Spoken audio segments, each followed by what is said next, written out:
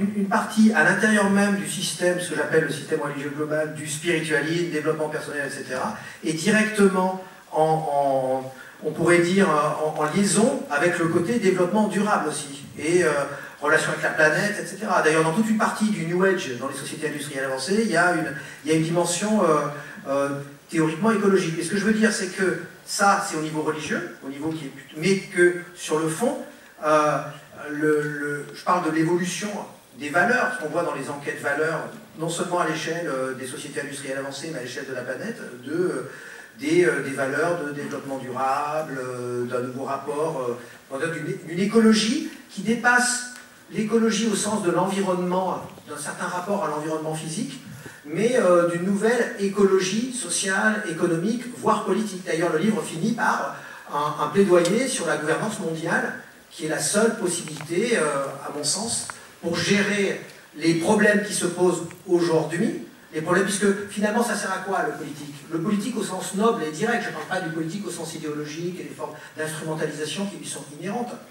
C'est-à-dire le politique au sens noble du terme, c'est pour gérer la coexistence, pour permettre la coexistence des humains qui se situent sur un périmètre donné, lorsque les problèmes se situent sur un périmètre donné. Or, comme aujourd'hui, l'essentiel des problèmes, pas tous, mais se situe sur un périmètre qui est un périmètre global, ne serait-ce que le terrorisme, et le premier problème étant le problème de la survie elle-même, le problème écologique, je ne crois pas qu'on puisse se passer, faire l'économie pour le coup, d'une gouvernance globale, qui ne sera pas forcément un État, parce que quand on pense gouvernance globale, tout le monde dit c'est impossible, parce que ça va écraser les cultures locales. Pas du tout. Alors, je prends l'exemple, mais c'est un exemple banal, mais je prends l'exemple de la Suisse, la Confédération suisse.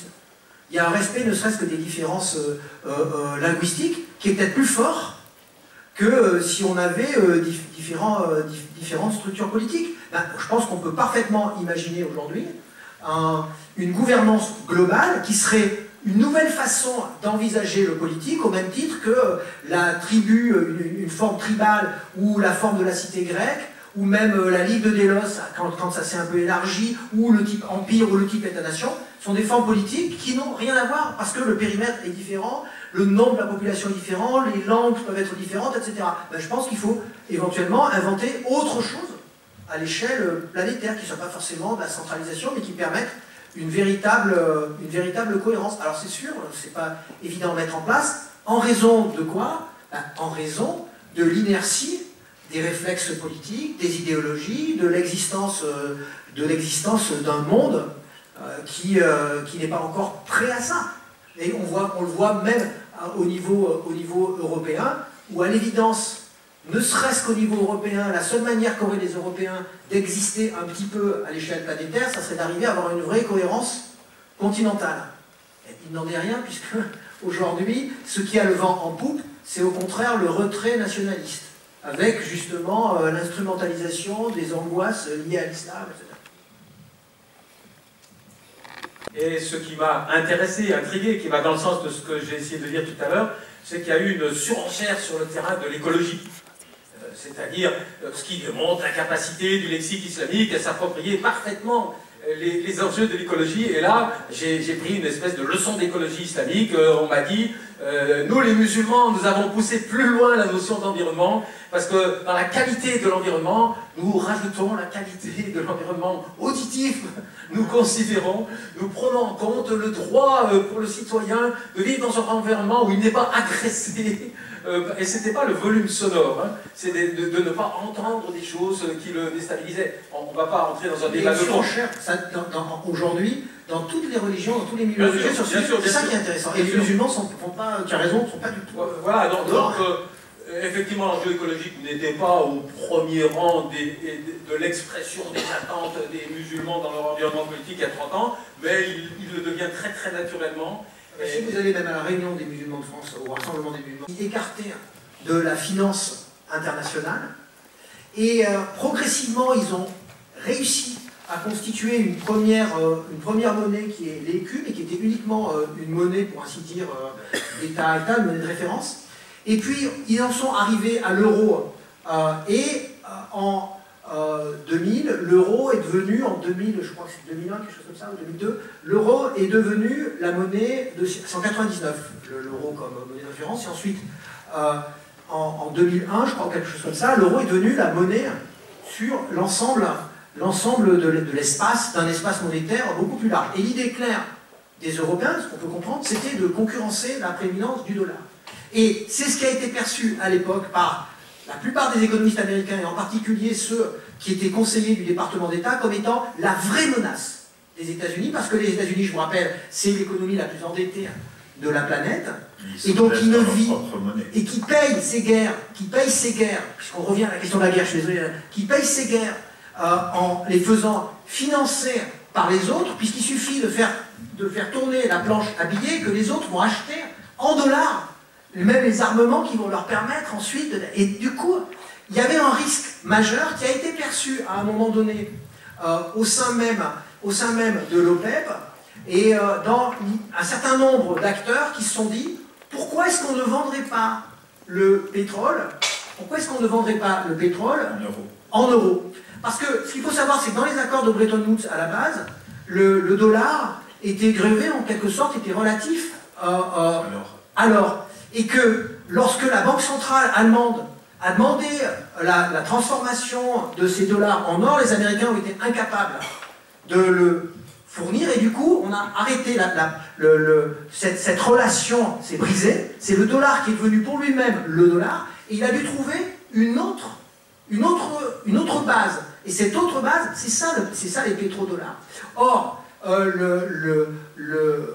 la guerre en Irak, à mon sens, ça c'est ce qu'ont pas perçu les Européens, la guerre en Irak était avant tout, pour moi, mais ça il faut lire parce que je ne peux pas dire ça comme ça rapidement, une guerre contre les Européens, sans même qu'ils s'en rendent compte, parce que un des pays qui était le plus avancé dans cette idée, dans la mise en pratique de cette idée, c'était l'Irak de Saddam Hussein, qu'on aime ou qu'on n'aime pas Saddam Hussein, pour dire oui, il faut absolument qu'on le demande en euros. Et là, ça commençait à provoquer, il y avait Iran, Irak, et il y avait un pays d'Amérique latine qui était prêt à foncer dans cette direction aussi.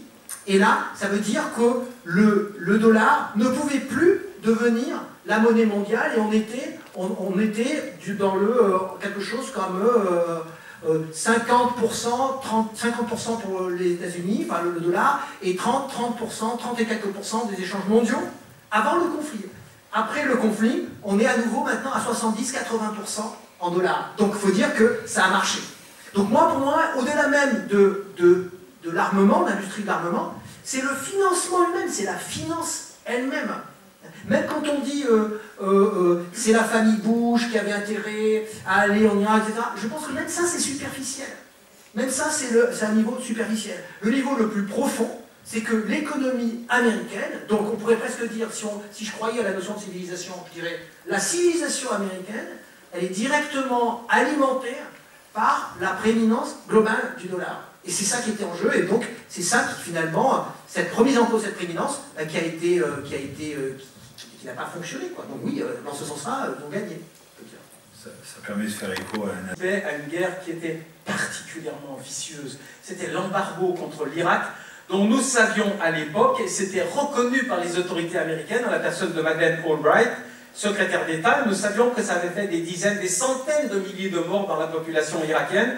Et Madeleine Albright, vous pouvez YouTuber ça instantanément, était pas bien réveillée. Ce jour-là, mais quand la journaliste lui dit cet embargo a fait 500 000 morts parmi la population infantile, est-ce que vous croyez que ça valait la peine? Elle répond calmement, ben oui, je crois que ça valait la peine, etc. Parce que nous allons promouvoir la démocratie en Irak. C'était quand même la rhétorique mot pour mot. Eh bien, 17 marins du US Cole sont tués dans l'explosion d'un petit bateau que des gens, vous savez, ces lâches qui commettent des attentats suicides. Oui, d'accord, enfin ces lâches se font exploser pour stopper le bateau de guerre dans la rade d'Aden. 17 marins du US Cole sont tués et les funérailles quelques jours plus tard donnent lieu à un discours de Bill Clinton, et Bill Clinton nous donne l'explication, la matrice analytique de ce qui vient de se passer, et il dit ces jeunes sont morts à cause de leur amour. Et là, je vais apprendre qu'il y a deux mots pour dire liberté en anglais, for their love of liberty and freedom. Ils sont morts pour leur amour de la liberté et de la liberté, et de la justice. Bon, Ce logiciel-là, c'était quoi? C'était le logiciel qui dépolitisait totalement la lecture. Bon. Et qu'est-ce qu'on fait actuellement? Qu'est-ce qu'on fait maintenant? On croit qu'on peut encore, comme à l'époque des canonnières, aller bombarder la Syrie et l'Irak sans se soucier qu'il puisse y avoir une réaction à ces centaines de bombes que nous lançons sur ce pays-là. Et non, ils s'entraînent à quoi, les terroristes? À notre amour coupable du bon vin que l'on boit aux terrasses de nos bistrots. C'est dit par le plus haut niveau de notre appareil politique. Donc on est resté dans ce logiciel qui est précisément de masquer complètement la matrice politique. Vous verrez si vous googlez un petit peu qu'il y a des interprétations qui s'opposent dans le champ académique français sur l'origine du djihadisme. Je dirais que mon identité personnelle, c'est de dire politique, politique, politique. Toutes les interprétations qui ne permettent pas de penser ces horribles, ces épouvantables accidents, attaques meurtrières à Paris dans un contexte politique bilatéral ne sont pas des analyses. Ce sont des occultations. Et ça rend service à personne. Parce que j'ai eu le privilège tout à fait douteux d'être associé depuis très longtemps à l'analyse des épisodes terroristes, puisque le précédent majeur à Paris, c'est le métro Saint-Michel, à côté. Hein. Métro Saint-Michel, googlez, vous trouverez dans Libération, moi j'avais écrit la recette du poseur de bombes. Et la phrase fondatrice, c'était de dire, quand il y a une bombe, il faut arrêter le poseur de bombes. Respect inconditionnel à ceux qui font une réponse sécuritaire. Mais ça ne suffit pas. Il faut ensuite déconstruire la machine à fabriquer des poseurs de bombes. Et si on ne déconstruit pas, si on ne cesse pas, si on ne bloque pas les rouages de la machine à fabriquer des poseurs de bombes, on aura encore des bombes. Eh bien, le logiciel occidental de réponse au terrorisme omet à peu près totalement. Hein. Le logiciel occidental américain au 11 septembre a eu deux composantes. 90% de hard power. Les Daisy Cutters, hein, ces énormes bombes qui ont écrasé l'Afghanistan, la réponse policière, sécuritaire. Mais il y a eu un volet culturel. Vous vous souvenez de ces dizaines de colloques sur le dialogue des civilisations? Qu'est-ce qu'on y disait dans toutes les langues de la Terre, y compris l'arabe, bien sûr, dans ces colloques de dialogue des civilisations? Il y avait un non-dit qui était quand même particulièrement vicieux. On n'a pas fait un colloque entre les talibans et les États-Unis pour voir s'il n'y avait pas une porte de sortie culturelle aux différends qui allaient se régler par les carpet bombing. Non. Les dialogues des civilisations ont toujours, et des cultures, ont toujours servi à exprimer une demande. On demande à l'autre de se réformer, de réformer sa culture. C'est jamais la nôtre, c'est jamais la culture du dominant qui est interrogée dans sa propension à prendre des raccourcis vers le hard power. C'est toujours la culture de l'autre. On lui dit, vous êtes sûr que vous ne pourriez pas former des jeunes qui accepteraient un petit peu nos politiques dans le monde musulman sans avoir envie d'y riposter par la violence. Ça a toujours été ça. Donc c'est ça le vrai problème. Maintenant, je veux quand même une phrase pour conclure, parce que il faut qu'on donne. Oui, j'ai oublié le troisième temps de ma réponse. Pourquoi le lexique religieux envahit l'expression politique actuellement? Et j'ai juste dit la situation des trois religions n'est pas historiquement la même. Moi, j'ai quand même un gros morceau de mon écriture qui consiste à expliquer le retour du parler musulman. Pourquoi le lexique musulman est devenu le vecteur dominant de l'expression des humeurs de la partie du monde qui a été dominée pendant la période coloniale. Parce que le lexique de la religion musulmane était le seul segment de l'univers symbolique qui n'a pas été obéré, écrasé par la présence envahissante de la modernité coloniale occidentale. Donc ça, on ne peut pas le mettre sur le même plan que le fondamentalisme chrétien ou que le fondamentalisme chez les juifs. C'est un processus qui est lié au changement du rapport de force des acteurs à la sortie du processus colonial. Et ça, c'est, me semble-t-il, très très important de l'avoir en mémoire. Bien, merci. On se rejoint. Je pense qu'il faut dissocier l'observation analytique, scientifique des pratiques sociales dans le monde, et puis les instrumentalisations qui sont faites de cette réalité pour satisfaire les besoins narcissiques, identitaires des différents acteurs. Hein. Et là, il va y avoir une contradiction. Moi, l'un des privilèges que je dois au ministère des Affaires étrangères et au CNRS, c'est d'avoir vécu 23, 24, je ne sais plus où j'en suis, années chez ces fameux musulmans, dans des pays de culture musulmane. Et je dirais que plus j'étais mis en situation d'abaisser, en faisant des progrès en langue et en connaissance du terrain, les barrières culturelles entre une femme yéménite des hauts plateaux et une ménagère parisienne, plus je me convainquais sans aucune difficulté que la matrice des valeurs humanistes essentielles est partagée. La matrice des valeurs essentielles humanistes est partagée entre tous les segments de la population mondiale. Mais il y en a à qui ça ne plaît pas. Chacun d'entre nous, quand on ne se sent pas bien, on a besoin d'un certain coefficient d'unicité, donc affirmer que nous sommes... Alors, où vient la différence? La différence existe, mais elle vient du fait que pour rendre légitimes ces valeurs humanistes dans chacun des groupes, chacun emploie du matériau symbolique puisé dans son turath, dans son patrimoine propre. D'accord? Je prends toujours le même exemple. Je dis, si je suis communiste soviétique en 1950, je dis la justice sociale, les amis, c'est bien, parce que Lénine a dit. Si je suis un chrétien italien ou polonais, je dis parce que Jésus a dit. Hein? Et si je suis non religieux, je dirais parce que la Déclaration des droits de l'homme a dit. À la fin de la journée, nous sommes tous en train de crédibiliser une valeur sociale qui s'exprime différemment selon les groupes. Hein. Mais les groupes, ils ont besoin de temps en temps d'avoir un certain coefficient d'unicité, et donc en politique, en termes de mobilisation politique, l'affirmation de l'identité collective, ça ne fonctionne pas. J'aime bien citer aussi un lapsus extraordinaire de Chirac en 1900, je sais pas combien, non, en 2004. Chirac parle à Tony Blair, ou avec Tony Blair, et il dit, bon, il fait un lapsus, il dit les États-Unis et la France et l'Europe sont deux pays qui ont les mêmes valeurs. Jusque-là, tout va bien. Ils ont donc des guerres à mener en commun. Ah, contre qui les guerres?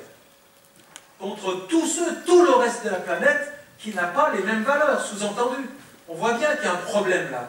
Et ce problème, c'est de ne pas faire la distinction sémantique et philosophique entre l'appareil culturel qui légitime la valeur et la substance de la relation à la valeur. Tout le monde est d'accord pour un certain coefficient de répartition des richesses. Hein. Et j'emploie une autre métaphore. Je dis quand je suis reçu chez un hôte étranger, j'ai pas envie qu'il me serve du Beaufort. Je veux dire, c'est un secret, c'est ma culture intuitive, c'est le fromage des Savoyards, à ne pas confondre parce que je peux être un intégriste sur ce terrain-là, avec le reblochon qui est le fromage des Hauts-Savoyards. J'ai pas envie, si je suis au fond du Yémen, qu'on me serve du Beaufort. J'ai envie de découvrir la diversité de l'appartenance culturelle au sens le plus noble possible. J'ai pas envie d'entendre ma musique à moi.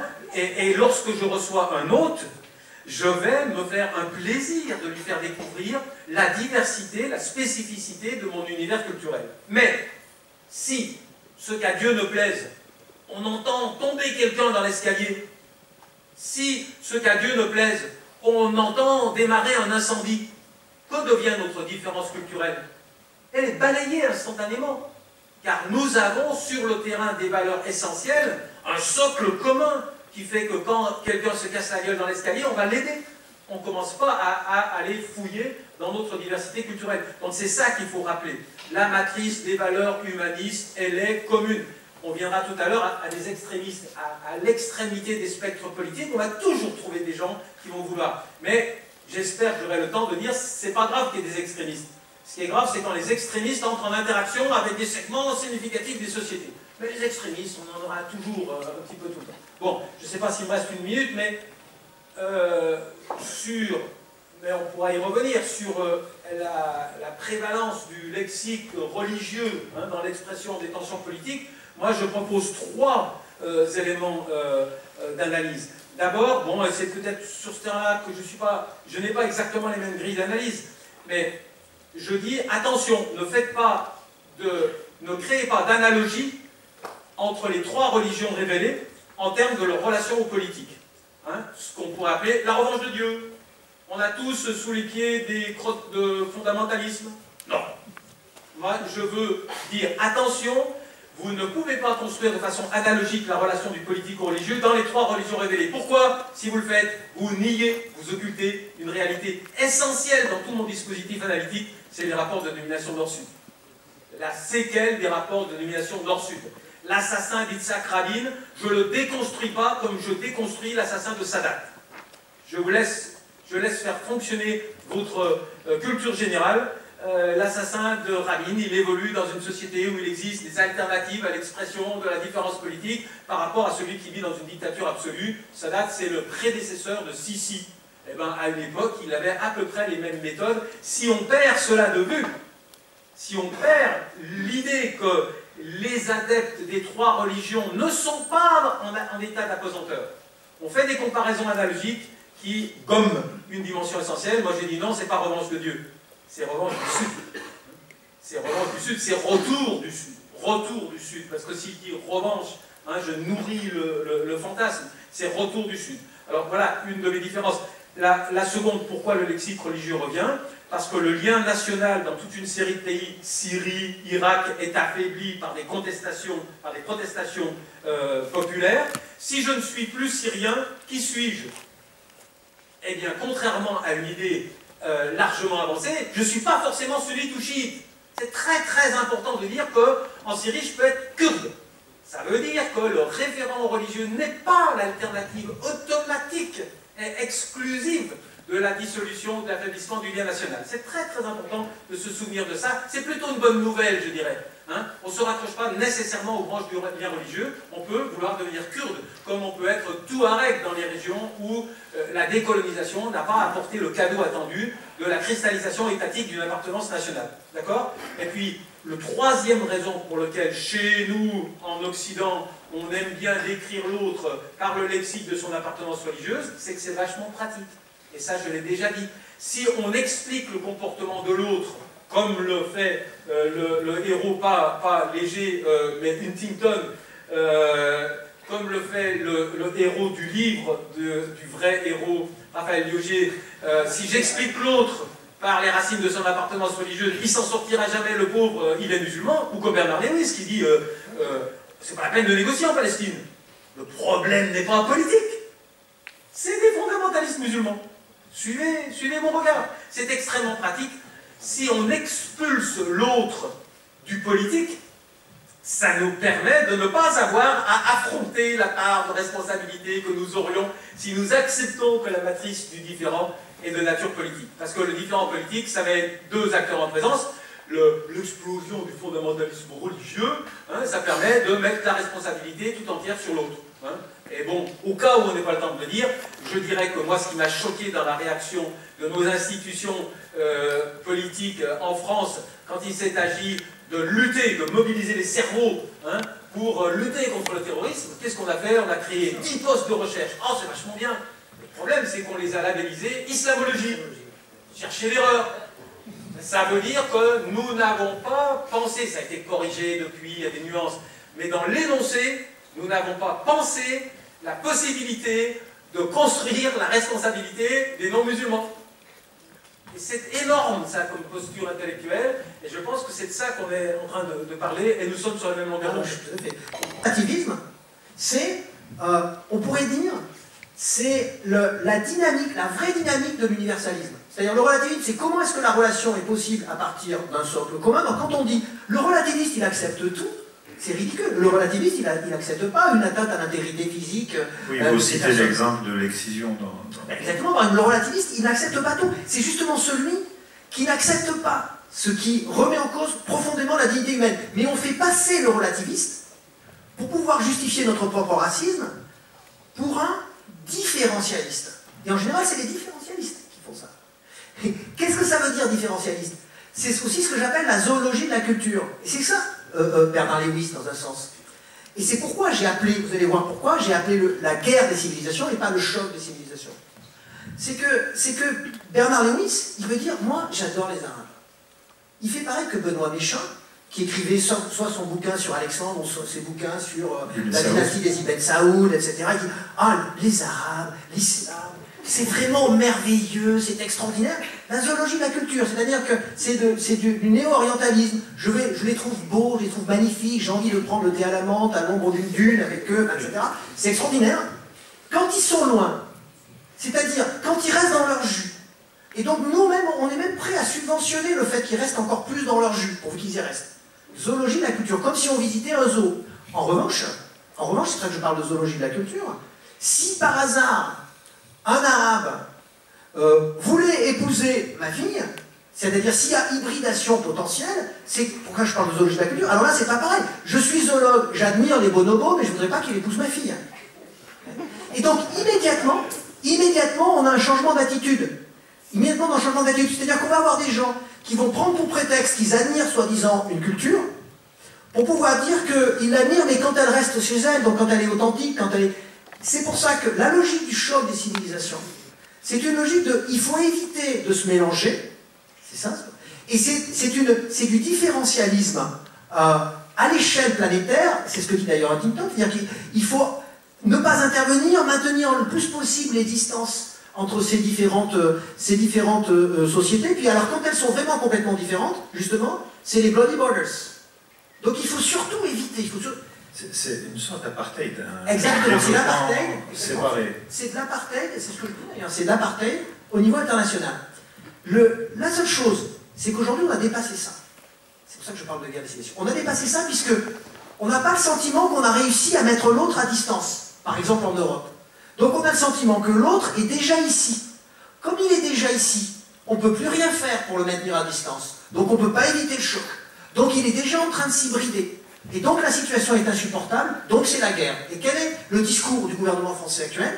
C'est même pas un discours sur la mise à distance, c'est un discours, c'est déjà la guerre. À partir de quoi? À partir de signes qui ne peuvent être que des signes de guerre. Ce qui fait que on est dans une logique où tout signe d'islamité, quel qu'il soit, c'est-à-dire quelque chose de vraiment ridicule, c'est-à-dire d'une épicerie halal, boucherie halal, jusqu'au fait de porter un foulard, ou même le développement de ce que j'avais étudié avec mes étudiants, et qui touche d'ailleurs aussi des protestants, de ce qu'on appelle le modest clothing, c'est-à-dire le fait de porter le voile d'une multitude de manières, avec une sorte de mode, dans des magazines musulmans comme Iman Magazine, qui sont des magazines qui ressemblent un peu à Elle, version musulman dans les sociétés industrielles avancées.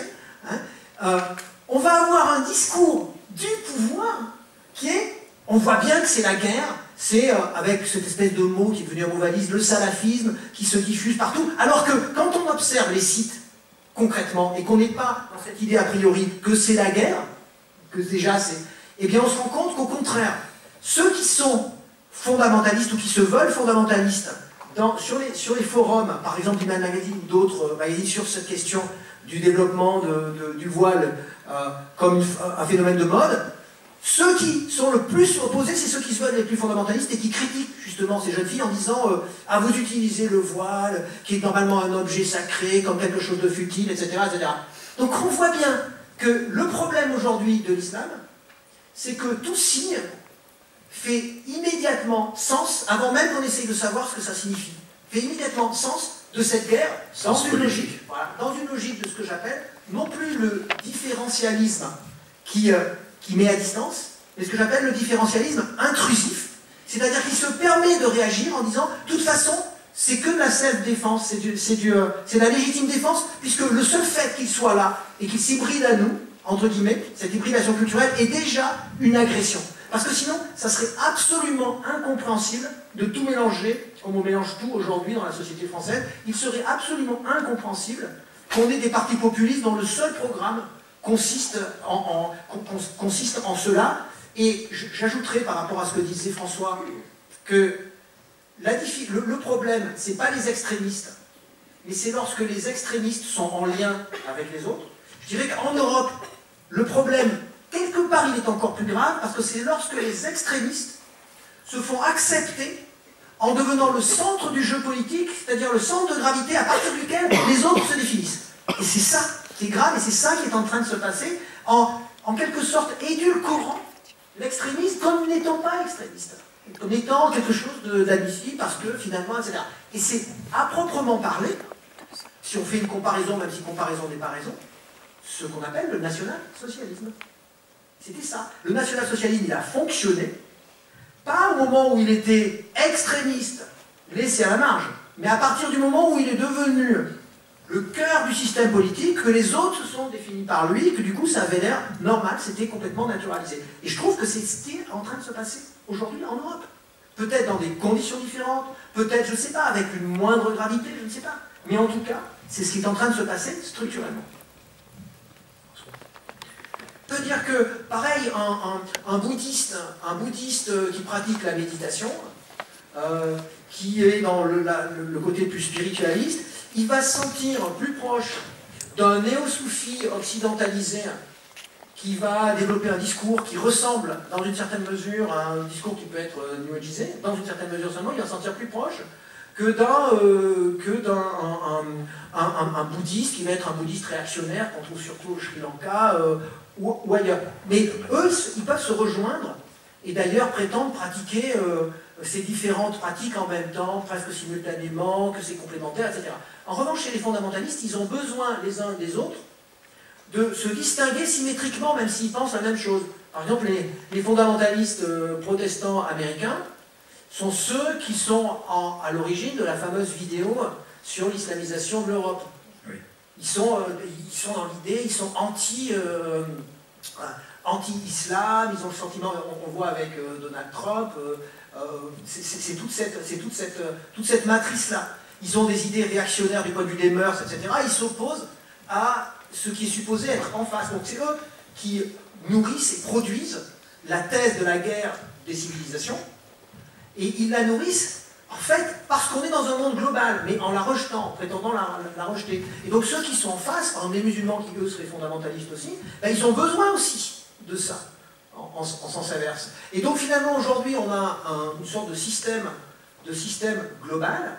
Alors, je vous ai dit, du point de vue du capital économique, symbolique, etc., le spiritualisme, et puis le deuxième charismatisme, le troisième, fondamentalisme, ça serait plutôt une sorte le problème serait un problème en termes de capital symbolique, pour parler comme Bourdieu, c'est-à-dire reconnaissance de soi, sentiment d'humiliation, etc.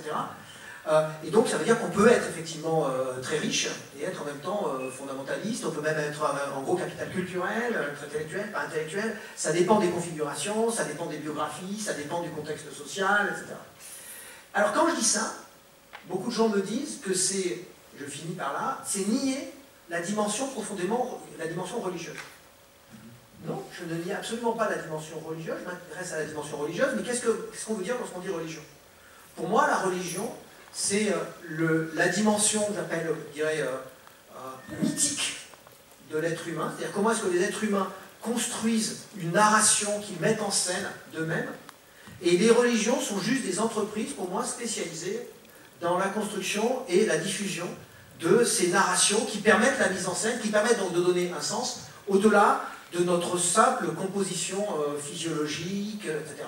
C'est donc, une sorte de... On construit en quelque sorte un second nous-mêmes par le religieux, un nous-mêmes mythique dont on a tous besoin, mais qui peut être plus ou moins structuré, et que les religions sont les entreprises classiques, dont les religions sont les entreprises classiques de structuration. Donc, oui, la dimension religieuse est présente dans ce sens-là. Mais quand on entend religion, je ne sais pas pourquoi, on entend immédiatement la religion, non pas en amont, c'est-à-dire au niveau de ce que j'appelle l'adhérence soviétique, mais seulement au niveau de l'adhésion, comme quand on adhère en réfléchissant à un parti politique, à une institution religieuse. Et pour moi, le religieux, c'est beaucoup plus profond que ça, et ça ne se manifeste pas forcément, ça ne se cristallise pas forcément dans une institution proprement religieuse qui justifie une adhésion. Voilà. Donc, pour moi, le plus important, ça a été de montrer qu'aujourd'hui, il y avait une sorte de système religieux global avec ces trois forces, et que contrairement aux apparences, ces trois forces, elles existaient à l'intérieur des mêmes institutions religieuses, et qu'elles se combattaient, souvent, et qu'en plus, elles produisaient un effet qui est étonnant, contrairement à ce qu'on entend, c'est qu'une dissolution des dogmes et des croyances de fond, c'est-à-dire qu'on croit de plus en plus la même chose, au-delà même des frontières strictement dogmatiques, et paradoxalement, en extrapolant esthétiquement sur sa religion. C'est-à-dire qu'une des caractéristiques du fondamentalisme, c'est d'extrapoler sur les dimensions esthétiques du religieux, les dimensions rituelles du religieux, et à la fin, quelque part, chez certains d'entre eux d'ailleurs, il y a une sorte de vidange du contenu dogmatique réel, c'est-à-dire des réalités traditionnelles. François Blocage.